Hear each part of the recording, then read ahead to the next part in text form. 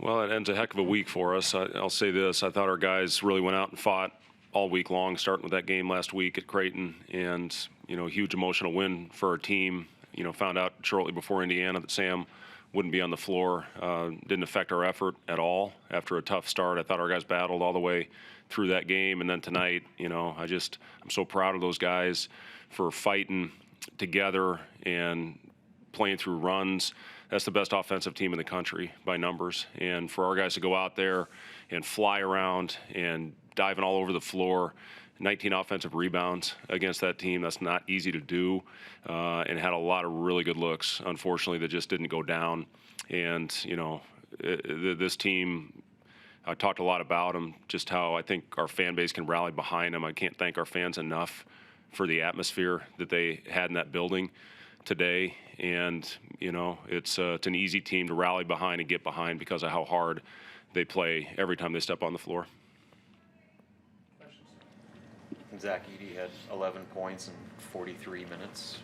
How do you think you guys did against him and make other people have to beat you? Yeah, Zach Edey's, I think it was 8 games in a row. He had 28-plus points. So it speaks to the effort of our guys following the game plan, having discipline on that end. I thought our rotations for the most part were really crisp. They had a couple guys, similar to Indiana, that had not been shooting the ball well, that hit shots against us.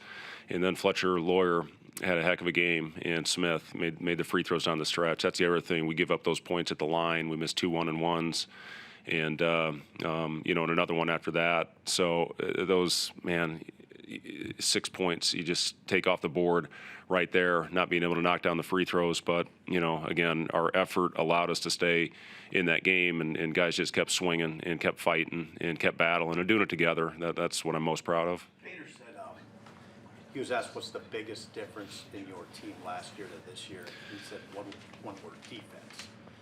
Is it that simple to you? Yeah, these guys have really bought into that side of the ball, and that's the identity, I think, of this team. And again, when the ball doesn't go in the hoop, a lot of times it's hard. It's demoralizing to stay in the game. But our guys, what did we shoot? 30.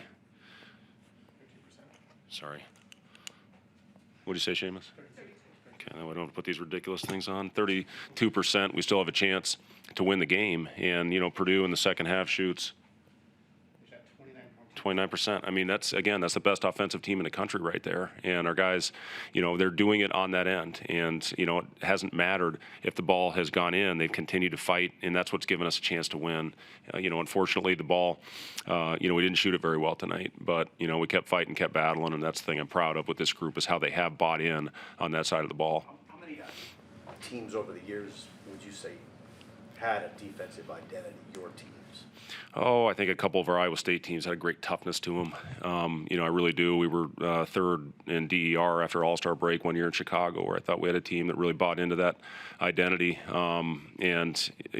This team here obviously is the best defensive group, and that was a big part of the offseason, was trying to get guys that had length, that had a toughness factor to them, and that came from winning. And you look at Sam; he's played in the NCAA tournament.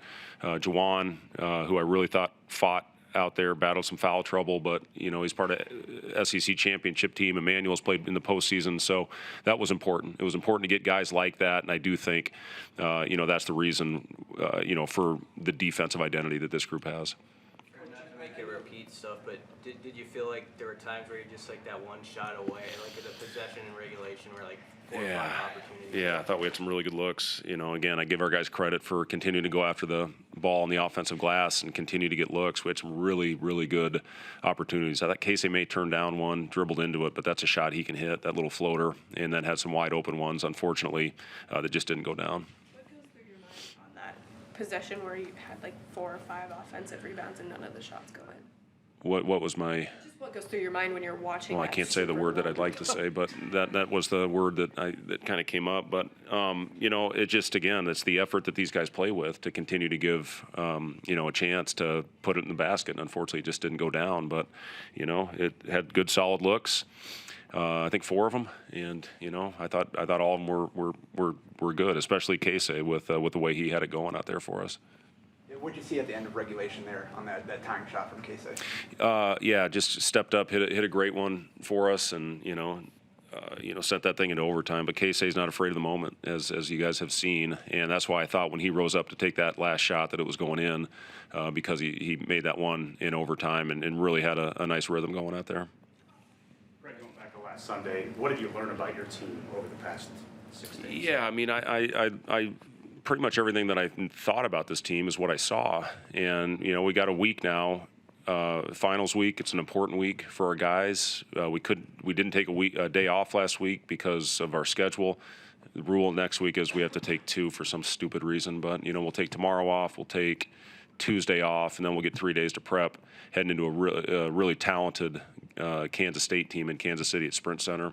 But yeah, I mean, I just everything I thought about this team is what I saw this last week in the 3 games that we had against top 10 opponents. What do you tell them after a game like this where they poured so much in? Yeah, I mean, I listen, there's no moral victories, and that's the thing about this group. There was a lot of dejection in that locker room, but at the same time, the way they went out and battled, if we do that every night, we're going to have a chance. We're going to have a chance to have a hell of a year. So that's the thing I told them. Walk out of here with your head high. We'll get some things fixed. And, again, we haven't had a lot of practice time. I mean, it's been getting back late, put in the game plan, go a little bit live the next day, and then we play. But you got to be careful of taking their legs away in practice. So we get a good opportunity to get back in the practice floor to clean some things up this week. Sam played today, obviously. But how's he feeling? Yeah, you could see he was a little gassed out there. The one he got fouled, I was asking him, "Do you need a timeout? Do you need me to, get a little blow?" He said no, he was fine. Yeah, you could see he was winded out there, and again, he hadn't done much the last 2 days of practice. So for him to play 37 minutes, after the illness that he had, just shows you the warrior that he is. Did you get an explanation on that foul on Wilcher at the end? No, I did not. Thank you.